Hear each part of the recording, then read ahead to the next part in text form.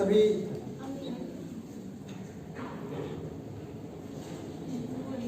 मेरे गुरुजन और मेरे छात्रों, मेरे सहपाठियों को मैं स्वागत करता हूँ इस विशेष चर्चा के लिए।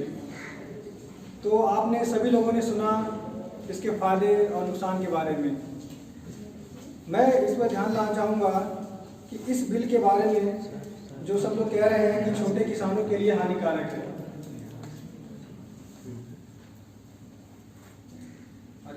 जो कह रहे हैं कि छोटे किसानों के लिए यह बिल हानिकारक है।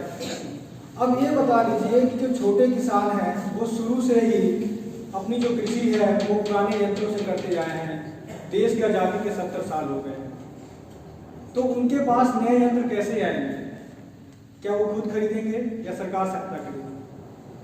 आज आप देख रहे हैं किसानों को सरकार हर महीने 3 महीने के बाद 6,000 रुपये दे रही है। वो इसलिए दे रही है ताकि अपना कुछ आगे जाके अपना प्रबंध कर सके। तो नए यंत्र को लाने के लिए क्या होगा? निवेश को बढ़ावा चाहिए। और निवेश कौन देगा? निवेश सरकार देगी। और सरकार कहाँ से लेके आएगी? वो लाएगी कंपनियां थ्रू आएगी। जब कंपनियां निवेश नहीं करेंगी तो क्या होगा? इसमें तरक्की नहीं होगी। मैं आपको एक बात जानना चाहता हूँ। 1960 के दशक की बात है कि हमारे देश में अनाज की उपज बहुत कम हुआ करती थी। उस समय हम दूसरे देशों पर निर्भर हुआ करते थे। तो क्या होता था, जब उस समय दूसरे देशों से अनाज आया करता था तो लोग चर्चा करते थे, देखो भाई अनाज आया है, अनाज आया है। इससे क्या थी? हमारी निर्भरता दूसरे देशों में ज़्यादा बढ़ गई थी। परंतु जैसे ही हरित क्रांति आया तो क्या हुआ? देश में एक विस्फोट सा हुआ और अनाज की पैदावार इतनी हो गई है आज कि हमारे देश में इतना अनाज है कि हम 3 साल तक आराम से बैठ के खा सकते हैं। ये किसकी देन है? ये देन तकनीक की देन है। तकनीक कौन लाएगा? ये लाएंगे व्यापारी। दूसरी बात, ये लोग कहते हैं कि MSP जो है वो कम कर दी जाएगी, हटा दी जाएगी। मैं ये कह रहा हूँ, इस बिल के अंदर MSP कोई नाम है क्या? कोई नाम नहीं है। इस बिल के अंदर MSP का कोई नाम निशान नहीं है। बस हम संभावना पे लड़ रहे हैं कि हाँ ठीक है, ऐसा हो जाएगा, वैसा हो जाएगा। संभावना तो मैं कह सकता हूँ मैं आसमान उड़ जाऊंगा, क्या उड़ सकता हूँ? बिल्कुल नहीं। तो संभावना पे विचार करने से कोई इसका फायदा नहीं है। एक्चुअल का देखिए क्या है। एक्चुअल में ये है कि ये जो बिल है ये किसानों के लिए बहुत ज़्यादा लाभदायक है।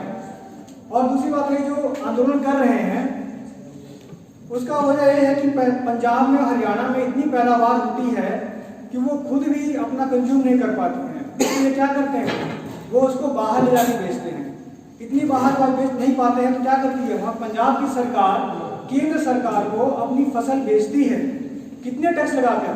8.5% लगाकर। उस 8.5% में से 2.5% जो होता है वो MSP मंडी को दिया जाता है, बाकी 6% पंजाब सरकार खुद रख लेती है। तो ये बताइए इससे क्या कोई फायदा हो रहा है? कोई फायदा नहीं हो रहा है। अच्छा, जो बीच में जो किसान अगर जाता है MSP मंडी में अपना फसल बेचने के लिए, अगर 10 रुपए की फसल है तो उस पर क्या करता है, जो उसके पीछे बिचौलिए होते हैं वो कम से कम उस पर 8% का टैक्स लगाते हैं। 10 रुपए की फसल पे 8%। किसान को लाभ कितना हो रहा है? 2%। तो इससे क्या होगा? किसान तरक्की करेगा? कभी नहीं करेगा। किसान का हमेशा क्या होगा? घाटा होगा। दूसरी बात यह है कि जो इस बिल का विरोध कर रहे हैं उसके अंदर बड़े बड़े जो बिजनेसमैन हैं और जो किसान वो शामिल हैं। वो ये नहीं चाहते हैं कि जो छोटे किसान हैं वो तरक्की करें, क्योंकि वो जो तरक्की करेंगे क्या होगा? उनके बराबर पहुंच जाएंगे। जो बड़े किसान हैं या बड़े व्यापारी हैं उनके जो बच्चे हैं आज जाकर विदेशों में पढ़ते हैं, पर जो छोटे किसान हैं उनके बच्चे कहाँ पढ़ते हैं? सरकारी स्कूल में जाकर पढ़ते हैं। तो इनकी तरक्की कैसे होगी? इनकी तरक्की तब होगी ना जब उसमें कुछ निवेश किया जाएगा। तो ये बिल सिर्फ किसानों के हित में नहीं है, ये पूरे देश के लिए हितकारी है।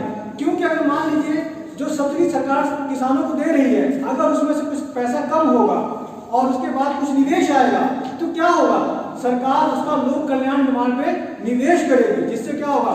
देश में काफी सुधार होगा, एजुकेशन में सुधार होगा, हेल्थ में सुधार होगा। इसलिए क्या है, जरूरी है इस बिल का पूरा जोर से समर्थन होना चाहिए, देश के विकास के लिए भी और किसानों के विकास के लिए भी। इसके साथ मैं विराम देना चाहता हूँ। धन्यवाद।